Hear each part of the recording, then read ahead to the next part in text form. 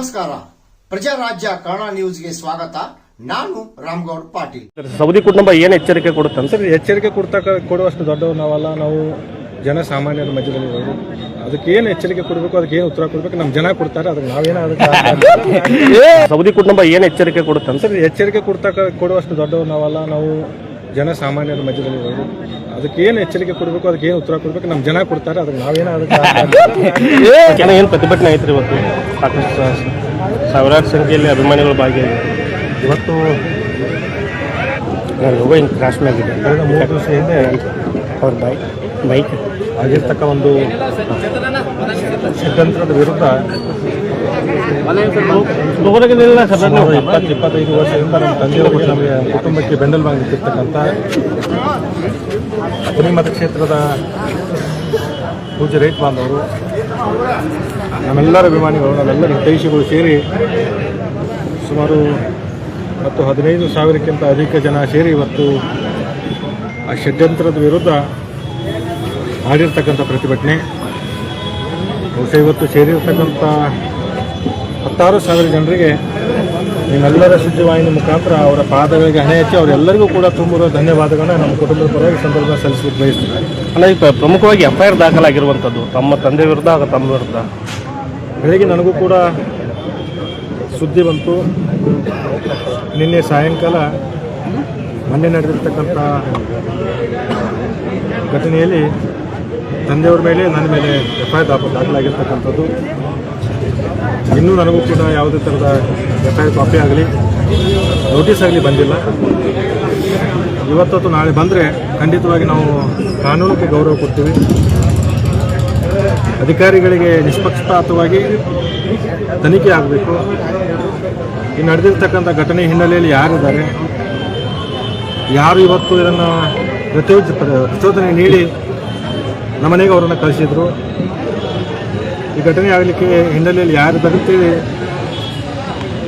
ತನಿಖೆಯಲ್ಲಿ ಬಹಿರಂಗ ಆಗಬೇಕು. ಬಹಿರಂಗ ಆದ ತಕ್ಷಣ ಕೂಡ ತಮ್ಮನ್ನೆಲ್ಲರೂ ಕೂಡ ಕರೆದು ಅವರ ಹೆಸರನ್ನು ಪ್ರಸ್ತಾಪ ಮಾಡ್ತಕ್ಕಂಥ ಕೆಲಸ ಮಾಡ್ತೀವಿ. ಅಧಿಕಾರಿಗಳು ನಿಷ್ಪಕ್ಷಪಾತವಾಗಿ ತನಿಖೆ ನಡೆಸಬೇಕು. ಇವತ್ತು ನಮಗೆ ಬಂದಿರತಕ್ಕಂಥ ಈ ಆರೋಪ ಖಂಡಿತವಾಗಿ ನನಗೆ ವಿಶ್ವಾಸ ಇದೆ, ನಮ್ಮ ತಂದೆಯವರು ನಾನು ಈ ಆರೋಪದಿಂದ ಮುಕ್ತರಾಗ್ತೀವಿ. ಯಾಕಂತಂದರೆ 25-30 ವರ್ಷಗಳ ಇತಿಹಾಸದೊಳಗೆ, ರಾಜಕಾರಣ ಇತಿಹಾಸದೊಳಗೆ ಯಾವುದೇ ಕೂಡ ಈ ಥರದ ಘಟನೆ, ಈ ಥರದ ಆರೋಪ ನಮ್ಮ ಮೇಲೆ ಬಂದಿರಲಿಲ್ಲ. ಇವತ್ತು ಷಡ್ಯಂತ್ರ ರೂಪಿಸಿ ನಮ್ಮ ಮೇಲೆ ಆರೋಪ ಮಾಡ್ತಕ್ಕಂಥ ಕೆಲಸ ನಮ್ಮ ರಾಜಕೀಯ ವಿರೋಧಗಳು ಮಾಡಿದಂಥ ಸಂದರ್ಭದಲ್ಲಿ ಯಾರು ಷಡ್ಯಂತ್ರ ಸಾಕಷ್ಟು ಆಗಕ್ಕೆ ಏನು ಪ್ರಮುಖ ಕಾರಣ? ಆಗ ಅವ್ನು ಬೆಳೆಸಿದ್ದು ನೀವೇ, ಅವನ ಅಧ್ಯಕ್ಷರು ಮಾಡಿದ್ದು ನೀವೇ. ಬಹುಶಃ ಇವತ್ತು ಲಿಂಗರಾಜ್ ಕರೇಣ್ ಅವರನ್ನು ಮೂಲತಃ ಶಿರಟ್ಟಿ ಗ್ರಾಮದವರು. ಅವರನ್ನು DCC ಬ್ಯಾಂಕ್ನಲ್ಲಿ ಒಂದು ನಯಾ ಪೈಸೆ ದುಡ್ಡು ತೆಗೆದುಕೊಳ್ಳಲಾರೆ ಅವ್ರನ್ನ ನೌಕರಿಗೆ ಹಚ್ಚಿರ್ತಕ್ಕಂಥ ನಮ್ಮ ತಂದೆಯವರು. ಇವತ್ತು ಅವನು 1-1.5 ಲಕ್ಷ ರೂಪಾಯಿ ಸಂಬಳ ತಗೋತಕ್ಕಂಥ ಹಿನ್ನೆಲೆ ಒಳಗೆ ಬಹುಶಃ ಇವತ್ತು ಅದೇನೋ ಹೇಳ್ತಾರೆ ನಮ್ಮ ಕಡೆ ಗಾದೆ ಮಾತು, ಗೊಂಡು ತಾಟಿನೊಳಗೆ ಅದನ್ನು ಮಾಡಬಾರ್ದು, ಆ ಕೆಲಸವನ್ನು ಮಾಡಿದ್ದಾರೆ. ಬಹುಶಃ ಅವನು ರಾಯಬಾಗ ತಾಲೂಕಿನಲ್ಲಿ ಕೆಲಸ ಮಾಡ್ತಕ್ಕಂಥದ್ದು ಕೂಡ ನಮ್ಗೆ ಗೊತ್ತಿದೆ. ರಾಯಬಾಗ ತಾಲೂಕಿನಲ್ಲಿ ಕೆಲಸ ಮಾಡ್ತಕ್ಕಂಥ ಒಬ್ಬ ಸಿಬ್ಬಂದಿಗೆ ಅಥಣಿ ತಾಲೂಕಿನಲ್ಲಿ ಏನು ಕೆಲಸ? ಯಾಕಂದರೆ ಶನಿವಾರ ದಿವಸ ಅವರು ರಜೆನೂ ಹಾಕಿರಲಿಲ್ಲ. ಬೆಳಗ್ಗೆ 11 ಸುಮಾರು ಅಥಣಿ DCC ಬ್ಯಾಂಕ್ನಲ್ಲಿ ಕೆಲಸ ಮಾಡ್ತಕ್ಕಂಥ ಸಿಬ್ಬಂದಿಗಳು ಅವರು ವೈಯಕ್ತಿಕ ಕೆಲವೊಂದು ಸಮಸ್ಯೆಗಳನ್ನು ನಮ್ಮ ತಂದೆಯವ್ರ ಗಮನಕ್ಕೆ ತರಲಿಕ್ಕೆ ನಮ್ಮ ಮನೆಗೆ ಬಂದಿದ್ದರು. ಇವನು ನಾವೇನು ಕರೆಸಿದ್ದಿಲ್ಲ, ಇವನಿಗೆ ಬಾ ಅಂತೂ ನಾವು ಹೇಳಿರಲಿಲ್ಲ. ಸ್ವಯಂ ಪ್ರಿಯ ತಾನೇ ಬಂದ ನಮ್ಮ ತಂದೆಯವರು ಏಕವಚನದಲ್ಲಿ ಮಾತಾಡ್ತಕ್ಕಂಥ ಸಂದರ್ಭದಲ್ಲಿ ನಮ್ಮ ಕಾರ್ಯಕರ್ತರು ಕೆಲವೊಂದು ಕೋಪಗೊಂಡು ಅವನನ್ನು ನೂಕಾಡಿ ಅವನನ್ನು ಕೆಳಗಡೆ ತರ್ತಕ್ಕಂಥ ಸಂದರ್ಭ ಕಾಲು ಜಾರಿ ಬಿದ್ದು ಅವನಿಗೆ ನಮ್ಮ ಒಂದು ಟೇಬಲ್ ಬರ್ತಿರ್ತಕ್ಕಂಥ ಹಿಂದೆ ಅವ್ರ ತಲೆ ಗಾಯ ಆಗಿರ್ತಕ್ಕಂಥದ್ದು. ಬಹುಶಃ ಇವತ್ತು ರಾಜಕೀಯ ನಾಯಕರು ತಮ್ಮ ಬೇಳೆ ಬೇಯಿಸಿಕೊಳ್ತಕ್ಕಂಥ ಕೆಲಸ ಮಾಡ್ತಾ ಇದ್ದಾರೆ. ಬಹುಶಃ ನಮಗೂ ಕೂಡ ರಾಜಕಾರಣ ಮಾಡ್ತಕ್ಕಂಥದ್ದು ಗೊತ್ತಿದೆ. ಯಾಕಂತಂದ್ರೆ ನಮ್ಮ ಕಡೆ ಉತ್ತರ ಕರ್ನಾಟಕ ಒಂದು ಗಾದೆ ಮಾತಿದೆ, ಕಬ್ಬಿನ ಪಡಕ್ಕೆ ಬೆಂಕಿ ಹತ್ತಿರ ಜೋಳ ಸುಟ್ಕೊಂಡು ಮಂದಿ ಭಾಳ ಐತೆ ಅಂತೇಳಿ. ಆ ನಿಟ್ಟಿನೊಳಗೆ ಇವತ್ತು ಇದು ಅವ್ರಿಗೆ ಸಂಬಂಧ ಇಲ್ತಕ್ಕಂಥ ವಿಚಾರವನ್ನು ಕೂಡ ಇದನ್ನು ಎಳೆತಂದು, ಸಮಾಜಗಳನ್ನ ಎಳೆತಂದು ರಾಜಕಾರಣ ಮಾಡ್ತಕ್ಕಂಥ ಚಿಲ್ಲರೆ ರಾಜಕಾರಣ ಇವತ್ತು ನಮ್ಮ ತಾಲೂಕಿನ ಸ್ವಯಂ ಘೋಷಿತ ನಾಯಕರು ಮಾಡ್ತಾ ಇದ್ದಾರೆ. ಬಹುಶಃ ನಿಮ್ಮ ವಾಹಿನಿ ಮುಖಾಂತರ ಅವ್ರಿಗೂ ಕೂಡ ನಾನು ಹೇಳಿಕೆ ಬಯಸ್ತೇನೆ, ಕಾಲ ಯಾವತ್ತೂ ಇದೇ ಥರ ಇರೋದಿಲ್ಲ.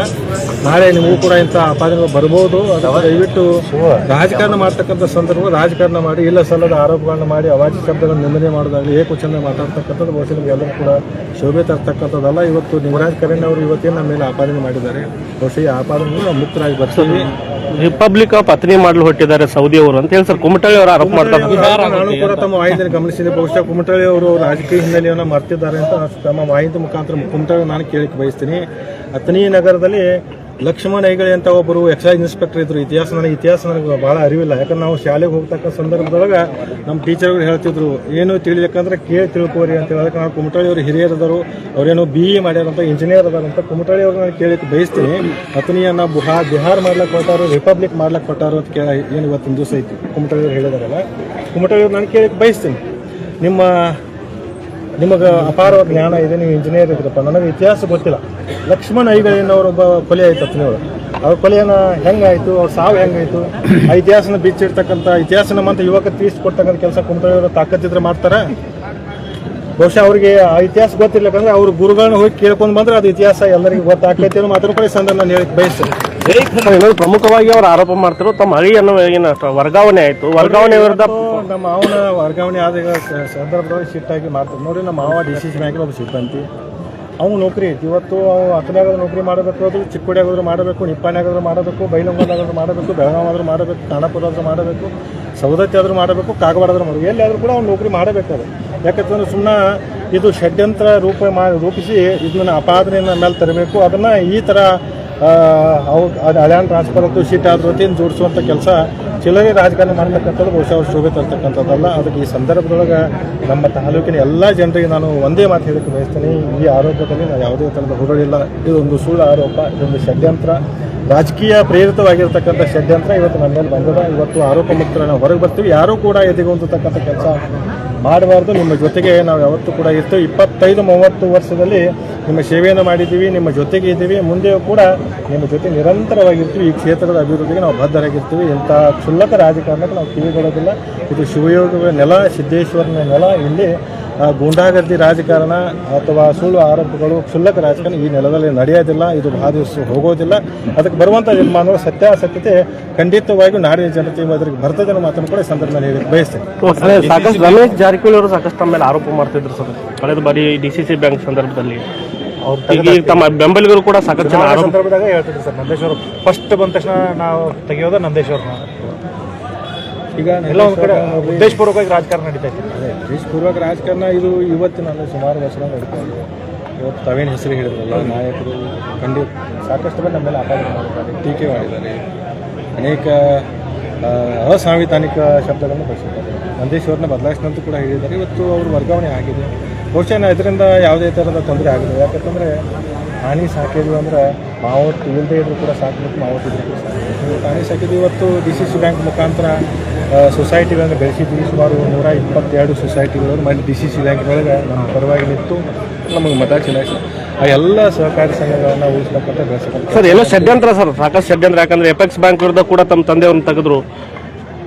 ಷಡ್ಯಂತ್ರ ಇದು ಇವತ್ತಿಂದಲ್ಲ, ಇವು ಸುಮಾರು 6-7 ವರ್ಷಗಳಿಂದ ಈ ಷಡ್ಯಂತ್ರ ನಡೀತಾ ಇದೆ. ರಾಜಕೀಯವಾಗಿ ಹೆಂಗಾದರೂ ಮಾಡಿ ಲಕ್ಷ್ಮಣ್ ಸವದಿ ಅವರನ್ನು ತಲೆ ತಗ್ಗಿಸಬೇಕು, ಲಕ್ಷ್ಮಣ್ ಸವದಿ ಅವರನ್ನು ಮುಗಿಸ್ಬೇಕು ಅಂತ ಏನು ಮಾಡಿದ್ದಾರೆ ಅದು ಆಗಲಿಕ್ಕಿಲ್ಲ. ಯಾಕೆಂದರೆ ಒಬ್ಬ ರೈತನ ಮಗ ಮಾಡಿರ್ತಕ್ಕಂಥ ಸೇವೆ ಜನ ಮನ್ನಣೆ ಹಾಕ್ತಾರೆ. ಇವತ್ತು ಲಕ್ಷ್ಮಣ್ ಸವದಿ ಅವ್ರ ಜೊತೆಗೆ ಜನ ಬೆಂಬಲ. ಯಾಕಂದರೆ ತಾವು ಇವತ್ತು ನಾನು ಪ್ರತಿಭಟನೆ ನಾನು ಭಾಗಿಯಾಗಲಿಲ್ಲ, ನನ್ನ ಮನೆಯಲ್ಲಿ ಇದ್ದು ತಾವೆಲ್ಲರೂ ಕೂಡ ನೋಡಿದ್ದು ಜನಸಾಗರ. ಯಾಕಂದರೆ ಸ್ವಯಂ ಪ್ರೇರಿತವಾಗಿ ಬಂದಿರತಕ್ಕಂಥ ಜನ 15,000 ಜನ ಇವತ್ತೇನು ಬಂದಿದ್ದಾರಲ್ಲ.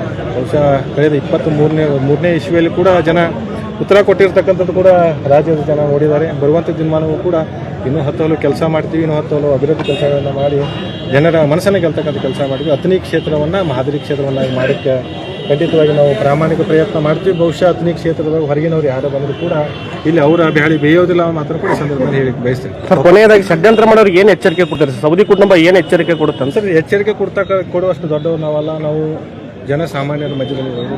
ಅದಕ್ಕೇನು ಎಚ್ಚರಿಕೆ ಕೊಡಬೇಕು, ಅದಕ್ಕೇನು ಉತ್ತರ ಕೊಡಬೇಕು ನಮ್ಮ ಜನ ಕೊಡ್ತಾರೆ. ಅದಕ್ಕೆ ನಾವೇನೋ ಅದಕ್ಕೆ ಸೌದಿ ಕುಟುಂಬ ಏನು ಎಚ್ಚರಿಕೆ ಕೊಡುತ್ತೆ ಸರ್? ಎಚ್ಚರಿಕೆ ಕೊಡುವಷ್ಟು ದೊಡ್ಡವರು ನಾವಲ್ಲ. ನಾವು ಜನಸಾಮಾನ್ಯರ ಮಧ್ಯದಲ್ಲಿ ಇರೋದು. ಅದಕ್ಕೇನು ಎಚ್ಚರಿಕೆ ಕೊಡಬೇಕು, ಅದಕ್ಕೇನು ಉತ್ತರ ಕೊಡಬೇಕು ನಮ್ಮ ಜನ ಕೊಡ್ತಾರೆ. ಅದಕ್ಕೆ ನಾವೇನೋ ಅದಕ್ಕೆ